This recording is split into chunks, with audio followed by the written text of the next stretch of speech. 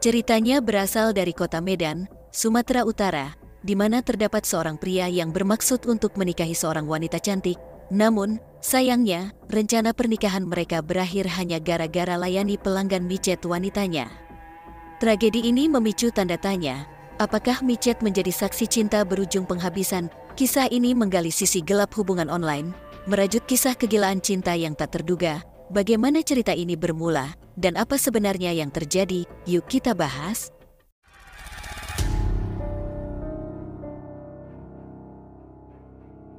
Saya perkenalkan, Echa, seorang wanita berusia 32 tahun, tinggal di Medan. Dia adalah anak kelima dari 6 bersaudara, anak dari Pir Tampu Bolon dan Dame BR Naibaho. Echa merupakan lulusan dari Universitas Agung Medan dengan jurusan ekonomi. Setelah lulus kuliah, Echa menikah dengan seorang pria yang identitasnya tidak disebutkan. Dari pernikahan tersebut, Echa memiliki seorang anak. Selama menjalani kehidupan rumah tangga, Echa bekerja sebagai office administrator di sebuah perusahaan distributor spare part. Namun, pekerjaan tersebut hanya dia tekuni beberapa tahun. Setelah itu, Echa memilih untuk menjalankan usaha sendiri, yaitu berjualan pakaian secara online. Echa adalah seorang pekerja keras dan mengelola usahanya di sebuah kos-kosan. Sayangnya, tidak lama setelah kelahiran anak pertamanya, Echa mengalami perceraian dengan suaminya. Perceraian itu terjadi karena beberapa alasan yang tidak bisa lagi ditoleransi dalam hubungan pernikahan mereka. Sebenarnya, Echa berasal dari Balige, Kabupaten Toba. Itulah gambaran singkat tentang latar belakang dan perjalanan hidup Echa sebelum kisah ini berlanjut. Echa hanya menyewa kos-kosan di Jalan Pelajar dan tinggal sendirian, meskipun sudah memiliki anak dari pernikahan sebelumnya. Meskipun begitu, Echa memilih untuk tinggal sendiri, sementara anaknya dititipkan kepada kedua orang tuanya. Meskipun demikian, Echa tetap rutin memberikan nafkah dan kebutuhan finansial untuk anaknya setiap bulan melalui orang tuanya. Di lingkungan kosan tempat tinggal Echa, dia dikenal sebagai sosok yang mudah bergaul dengan orang lain. Tidak jarang Echa ikut serta dalam kegiatan bersama ibu-ibu lain di sana. Orang-orang melihat Echa sebagai perempuan mandiri, baik, dan ramah. Echa seringkali juga memasak bersama tetangga-tetangga kosnya, sehingga tidak heran banyak orang yang menyukai Echa dan senang berteman dengannya. Setelah beberapa waktu bercerai dengan suami pertamanya, Echa kemudian menjalin hubungan dengan seorang pria bernama Ari Ginting. Dari hubungan ini, mereka berdua sudah berniat serius untuk melangkah ke jenjang pernikahan. Pada tahun 2023, tepatnya bulan Desember, mereka berencana untuk melangsungkan pernikahan. Namun, rencana tersebut harus terhenti karena orang tua Ari Ginting tidak merestui hubungan mereka. Orang tua Ari mengetahui bahwa Echa adalah seorang janda. Mereka menjadi ragu terhadap Echa dan meminta Ari untuk mengakhiri hubungan tersebut. Keluarga Ari merasa malu dengan ide bahwa anak mereka akan menikahi seorang janda, dan mereka tidak ingin memiliki menantu dengan status tersebut. Akibatnya, hubungan antara Echa dan Ari menjadi semakin renggang. Meskipun pada saat itu Ari sebenarnya yakin bahwa dia mencintai Echa dan tidak peduli dengan masa lalu Echa. Namun, semua ini terjadi karena desakan keluarga. Ketika harapan untuk menikah di bulan Desember tidak terwujud, sekitar bulan Oktober tahun 2023, Ari mulai menjaga jarak dengan Echa. Ari bahkan mengatakan bahwa dia ingin mengakhiri hubungan dengan Echa. Meskipun begitu, mereka masih sering bertemu dan berkomunikasi lewat pesan. Bahkan ketika Echa mencoba membuka hatinya untuk bertemu dengan pria lain, dia masih menceritakan semuanya kepada Ari. Dengan kata lain, mereka masih menjalani hubungan sebagai teman dekat meskipun berstatus teman tapi mesra. Echa sempat mencari pasangan baru melalui aplikasi kencan online. Namun tak satu pun dari pria-pria yang ditemuinya di sana berhasil membangun hubungan serius. Echa selalu berbagi pengalamannya ini kepada Ari. Ari, yang sebenarnya masih mencintai Echa, selalu berusaha menemani Echa sampai dia menemukan pria yang cocok dengannya. Suatu hari, Echa tiba-tiba kembali menggunakan aplikasi kencan online. Aplikasi yang digunakan pada saat itu adalah micet, yang sebenarnya sudah dikenal sebagai media yang sering disalahgunakan untuk booking online atau aktivitas yang tidak senonoh. Entah mengapa Echa memilih aplikasi tersebut, mungkin karena iseng, kesepian, atau mungkin Echa merasa putus asa pada saat itu. Selama proses instalasi dan pendaftaran di micet, Echa merasa sangat senang di platform tersebut. Dia berkenalan dengan banyak pria baru, terutama pria dengan status anonim. Melalui aplikasi ini, Echa kemudian mengenal seorang pria bernama Panji Satria, yang menjadi sangat dekat dengannya dan mereka berkomunikasi secara intensif. Panji Satria, yang jauh lebih muda dari Echa dengan usia sekitar 25 tahun, bekerja sebagai karyawan di sebuah restoran siap saji di daerah Medan Kota. Meskipun tidak banyak informasi tentang latar belakang Panji, yang jelas adalah dia sudah memiliki pacar dan bahkan berencana untuk menikah pada tanggal 3 Desember tahun 2023. Namun, 2 minggu sebelum pernikahannya, Panji justru mendownload micet, mungkin dengan niat untuk bersenang-senang sebelum terikat dalam pernikahan. Panji memiliki maksud tertentu ketika mengunduh micet. Dia ingin mencari seorang perempuan yang dapat memenuhi kebutuhan Joninya. Keberuntungan membawa dia bertemu dengan Echa, dan mereka mulai berkomunikasi. Percakapan mereka tidak seperti orang yang baru berkenalan. Mereka nyambung dan asik. Namun, sayangnya, arah obrolan mereka menjadi vulgar, dan keduanya berniat untuk bertemu di kos-kosan Echa. Pertemuan tersebut tidak biasa, karena Panji langsung masuk ke kediaman Echa tanpa basa-basi. Mereka langsung menuju ke kamar dan melakukan hubungan tercela. Namun, beberapa sumber informasi menyatakan bahwa sebenarnya Echa membayar Panji untuk menemani dan memuaskan kebutuhan hasratnya. Setelah momen intim, Echa dan Panji saling membuka diri dan berbagi cerita yang sangat dalam. Echa menceritakan tentang dirinya dan kesedihannya. Begitupun dengan Panji yang berbicara tentang dirinya dan hubungannya dengan sang kekasih yang akan segera menikah. Ketika Panji menceritakan tentang kekasihnya, tiba-tiba Echa merasa sedikit cemburu, meskipun mereka baru saja kenal. Pada saat itu, Echa menyadari bahwa perannya hanyalah sebagai pemuas saja, tetapi entah mengapa tiba-tiba timbul perasaan suka. Echa tumbuh rasa suka dan merasa nyaman dengan Panji, tetapi dia memilih untuk menyembunyikan perasaannya karena dia tahu bahwa hubungan mereka tidak akan berkembang menjadi yang serius. Meskipun mereka masih berkomunikasi setelah pertemuan mereka, Echa tidak pernah mengungkapkan perasaannya kepada Panji, berbeda dengan Panji, yang tidak bermain perasaan dan hanya menjadikan Echa sebagai pelampiasan Joninya saja. Singkatnya, Panji dan calon istrinya sudah mulai menyiapkan segala hal untuk pernikahan mereka, termasuk tempat catering dan undangan. Mereka berdua sangat menantikan hari pernikahan. Di sisi lain, Echa mengetahui bahwa waktu pernikahan Panji dan kekasihnya sudah dekat. Tiba-tiba, Echa merasa galau dan tidak menerima kenyataan bahwa laki-laki yang baru dikenalnya akan segera menikah. Pikiran negatif mulai muncul, dan Echa berpikir bahwa jika Panji sudah menikah, mustahil dia akan melayaninya lagi atau memuaskan hasratnya. Melihat situasi yang membuatnya tidak tahan, Echa memutuskan untuk berterus terang mengenai perasaannya kepada Panji.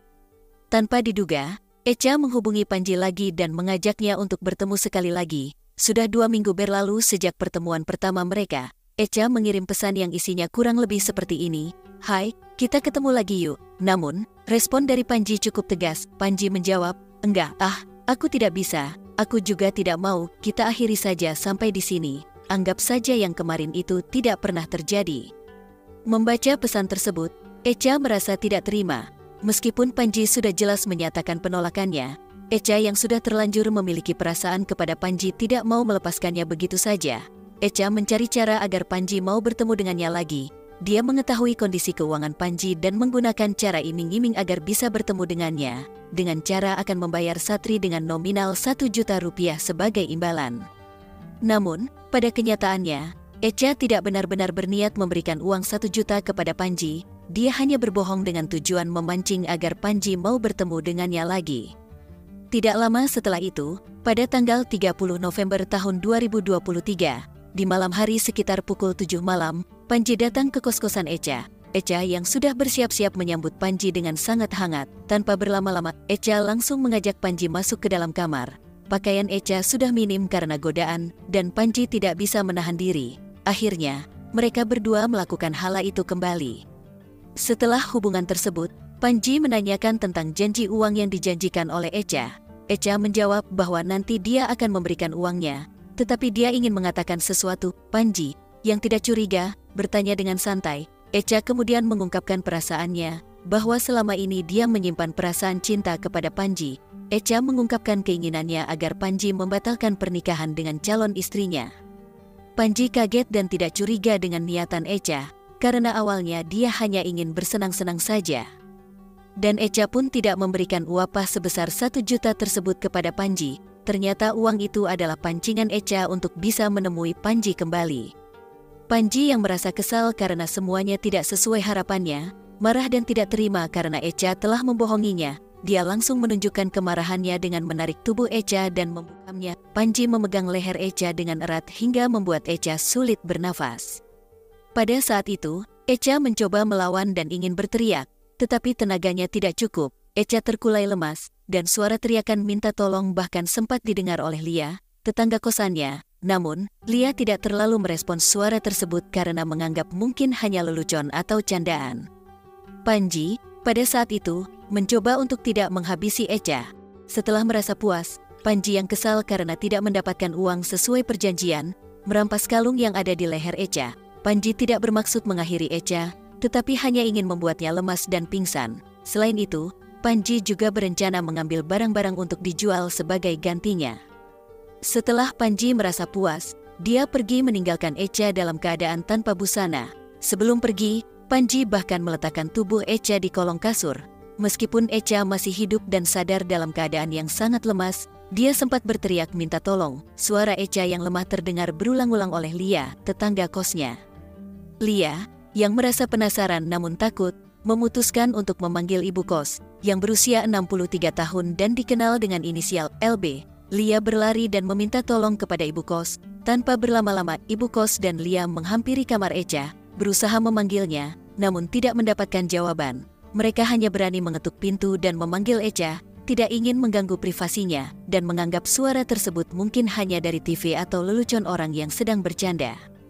Akhirnya, ibu kos menunggu di depan kamar Echa, berharap Echa akan keluar sendiri. Setelah menunggu setengah jam tanpa mendengar suara apapun yang mencurigakan, ibu kos memutuskan untuk pergi sementara dengan niat kembali untuk memeriksa nantinya. Namun, setelah beberapa saat, ia kembali untuk mengecek kembali, namun Echa tetap tidak merespons setelah pintu diketuk. Meskipun ibu kos tidak melihat tanda-tanda yang mencurigakan pada saat itu, Echa belum memberi jawaban. Ibu kos kemudian memutuskan untuk pergi dan masuk ke dalam rumahnya.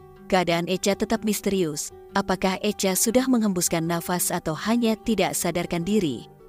Sementara itu, Ari, mantan pacar Echa, yang biasanya sering berkomunikasi dengan Echa, merasa bingung karena Echa tiba-tiba tidak memberi kabar. Ari mencoba menghubungi Echa, namun tidak bisa dihubungi. Khawatir dan penasaran, Ari memutuskan untuk datang ke kos-kosan Echa sekitar pukul 9 malam. Sesampainya di sana, Ari mencoba mengetuk pintu, tetapi tidak mendapatkan jawaban dari Echa. Berbeda dengan ibu kos yang memilih untuk menjaga privasi, Ari merasa dekat dengan Echa dan langsung mencoba membuka pintu kamar. Saat Ari memasuki kamar, ia sangat terkejut melihat pemandangan yang mengerikan. Tubuh Echa tergeletak lemah tanpa busana di bawah kolong tempat tidur. Ari langsung berteriak dan panik, lari keluar sambil meminta tolong dengan teriakan keras. Pada saat itu, penghuni kos yang mendengar teriakan Ari keluar dari kamar mereka dan melihat keadaan kamar Echa. Di samping tubuh Echa, tergeletak beberapa gadget miliknya, dan tidak ada barang yang hilang di dalam kos-kosan tersebut. Keadaan Echa menjadi misterius, dan semua orang di sana bingung dengan apa yang terjadi. Namun, Ari yang melihat situasi hanya menyadari bahwa kalung yang biasanya dipakai Echa tidak ada di lehernya. Seorang tetangga yang melihat tubuh Echa berteriak, orang-orang di sekitar dengan cepat bertindak dan membawa Echa ke Rumah Sakit Umum Madani untuk mendapatkan pertolongan. Ketika Echa dibawa ke rumah sakit, Ari segera menelepon keluarga Echa untuk memberitahu kondisinya yang tengah dirawat di rumah sakit. Namun, sayangnya, kondisi Echa sangat kritis. Pihak keluarga Echa mendengar kabar tersebut dan merasa panik, langsung menuju ke rumah sakit. Namun, pihak rumah sakit memberitahu bahwa upaya penyelamatan tidak berhasil, dan Echa telah menghembuskan nafas terakhirnya. Ari yang mendengar berita tersebut terkejut dan menangis, tidak percaya bahwa Echa telah menghembuskan nafas. Dia kemudian menelepon keluarganya lagi dan memberitahu bahwa Echa sudah menghembuskan nafas. Orang tua Echa merasa tidak percaya dan kaget, bahkan berteriak bahwa Ari berbohong. Tidak mungkin anak mereka meninggal. Mereka segera menuju ke rumah sakit untuk memastikan kebenaran. Setelah itu, Ari yang merasa ada kejanggalan dalam kejadian ini, didampingi pemilik rumah kos, melaporkan eksekusi tersebut ke Polsek Medan Kota.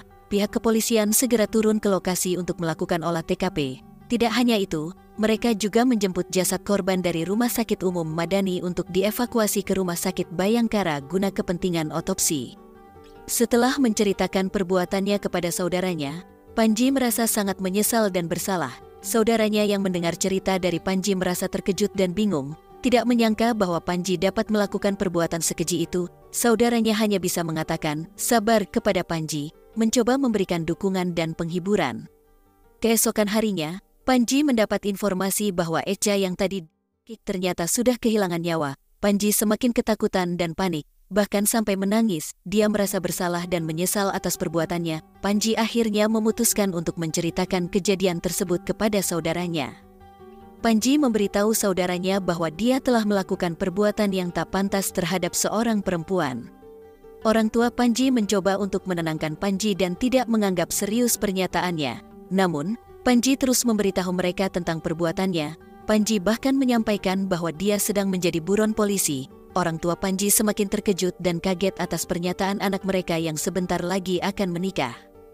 Dalam keadaan bingung dan terkejut, orang tua Panji akhirnya mengatakan, "Ya udah, kalau memang benar kamu telah melakukan hal itu, ayo, kamu harus bertanggung jawab." Panji berusaha menjelaskan bahwa dia akan menikah dalam waktu dekat dan tidak ingin mengecewakan keluarga calon istrinya. Panji sangat takut menghadapi konsekuensi perbuatannya, terutama dalam konteks pernikahan yang sebentar lagi akan dilaksanakan. Pada Sabtu tengah malam, Panji menyerahkan diri ke Polsek Medan Kota. Ia kemudian dibawa ke Polrestabes Medan. Panji dijerat pasal 365 dan 338 KUHP dengan ancaman hukuman 20 tahun penjara. Kabarnya yang diperoleh, Panji Satria ternyata tetap menikah sesuai rencana. Akad nikah berlangsung di ruang penyidik Satreskrim Polrestabes Medan. Pesan dari kisah ini adalah bahwa tindakan impulsif dan tidak bertanggung jawab dapat menghancurkan kehidupan. Panji terjebak dalam hubungan gelap, melibatkan diri dalam tindakan yang tidak pantas terhadap Echa, yang berujung pada Rajapati. Cerita ini menyoroti konsekuensi dari keputusan impulsif dan cara rasa malu dan penyesalan dapat merusak keluarga dan rencana hidup. Penting untuk mempertimbangkan konsekuensi dari tindakan kita, bertanggung jawab terhadap perbuatan, dan tidak terjebak dalam emosi negatif. Kesalahan kita bisa membawa dampak luas pada kehidupan kita dan orang lain. Bagaimana pendapat kalian tentang cerita di atas? Silakan komen, serta jangan lupa like dan subscribe.